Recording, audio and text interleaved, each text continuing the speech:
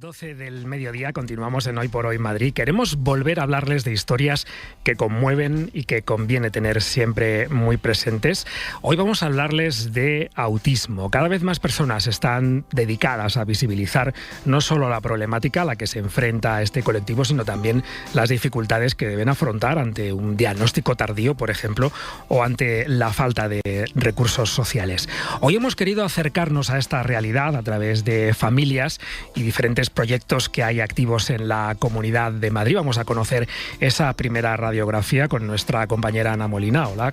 Hola, Carlos, buenos días. Buenos días. Bueno, pues el trastorno del espectro autista afecta sobre todo al sistema nervioso y al funcionamiento cerebral. Lo más sorprendente en un primer momento es comprobar el amplio y variado abanico de perfiles que están incluidos en este trastorno. Los especialistas hablan de las 1000 caras del autismo porque entre ellas se encuentran desde casos concretamente del 20 y 30% de personas que no llegan a desarrollar el lenguaje hasta personas con altas capacidades y coeficientes intelectuales extraordinarios. En cualquiera de los casos, para llegar a un diagnóstico se tiene que dar una serie de comportamientos y, por destacar alguno, puede ser la alteración en las relaciones sociales o en el lenguaje verbal o no verbal. Bueno, vamos a saludar a nuestros invitados que ya están aquí en el estudio. Javier García, él tiene síndrome de Asperger y también ceguera. Hola, Javier, bienvenido.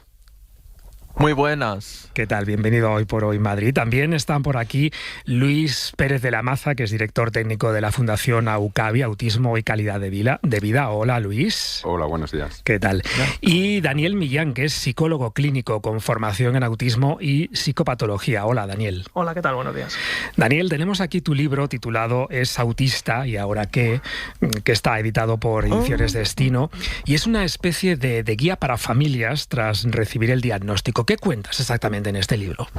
Bueno, pues hablo de la necesidad que se tiene muchas veces de dar una respuesta que debería partir de los profesionales clínicos y sanitarios cuando se recibe un diagnóstico de autismo y que desgraciadamente en muchas ocasiones vemos que no se da, ¿no? Entonces nos encontramos a personas adultas diagnosticadas con esos diagnósticos tardíos que comentabas antes y a familias que tras el diagnóstico no saben qué hacer, ¿no? Y emprenden un viaje a veces muy difícil y muy doloroso porque no les han dado una información muy clara de cuáles son las áreas en las que tenemos que trabajar y qué cosas tenemos que olvidar, ¿no?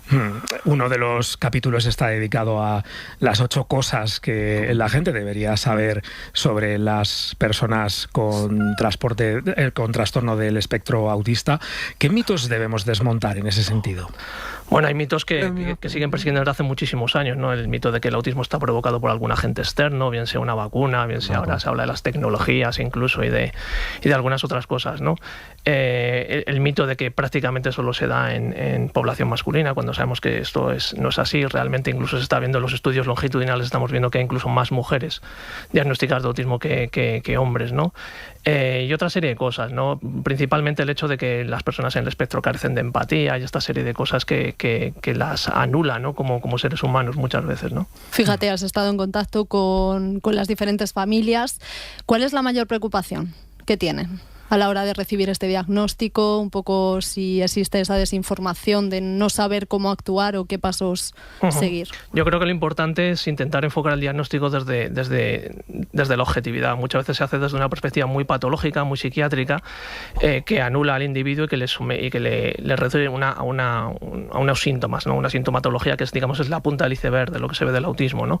Si lo hacemos desde una perspectiva desde la condición, desde la neurodivergencia, sin olvidar, por supuesto, esos retos que se tienen, evidentemente el afrontamiento del diagnóstico es muy distinto y además las familias encontrarán como una guía, ¿no? Una carta de cosas que tienen que hacer y cosas que se tienen que evitar, como digo, porque alrededor del autismo, además, como hay muchos mitos y mucha más desinformación, está todo lleno de oportunistas y estafadores que no hacen más que aprovecharse de la desesperación de la gente para hacer negocio, y eso es muy peligroso. Claro. ¿Cómo se recibe un diagnóstico de autismo? Pues dependiendo, como digo, primero de la persona que recibe el diagnóstico de trastorno espectro del autismo, como de la edad y la familia, ¿no? Cuando es un diagnóstico tardío de una persona adulta, muchas veces es una liberación, ¿no? Porque es toda una vida sin saber lo que les pasa, sintiéndose raras, sintiéndose personas que no pertenecen a este mundo, y de repente como una explicación de que no están solos, de que no están rotos, de que simplemente tienen un funcionamiento a nivel neuropsicológico distinto y que pueden hacer una vida perfectamente, entre comillas, normal, porque siempre van a tener más dificultades que una persona neurotípica, no que una persona autista, ¿no? En las familias es distinto, ¿no? Porque muchas veces, como digo, se vive desde una perspectiva más psiquiátrica, más patológica, entonces el impacto es muy grande, ¿no? Porque es como una ruptura, ¿no? de la expectativa que tenían sobre sus hijos, y de repente encontrarse una realidad muy distinta en la que además, como digo, no les dan esas guías de los que tienen que hacer, ¿no? Y muchas veces acuden a asociaciones o entidades privadas para obtener una información que deberían haber obtenido en ese momento del diagnóstico. Dices que tener ese diagnóstico tardío a veces puede ser un alivio, pero es importante, ¿no? Tener un diagnóstico rápido para poder identificar, ¿no? y actuar. Es fundamental, porque el autismo es una configuración a nivel neurobiológico, a nivel neuropsicológico distinta, que en muchas ocasiones puede parecer neurotípica, en otras ocasiones es muy distinta al funcionamiento que consideramos como normativo, y eso requiere de que un especialista señale esas áreas que son importantes y las que tenemos que tener en cuenta a la hora de la intervención, porque además una intervención en autismo es una intervención muy específica, y hay a veces que intervenciones a nivel general por parte de psiquiatría y por parte de psicología que se hace con población normotípica o no autista no solo no son eficaces, sino que son hasta contraproducentes.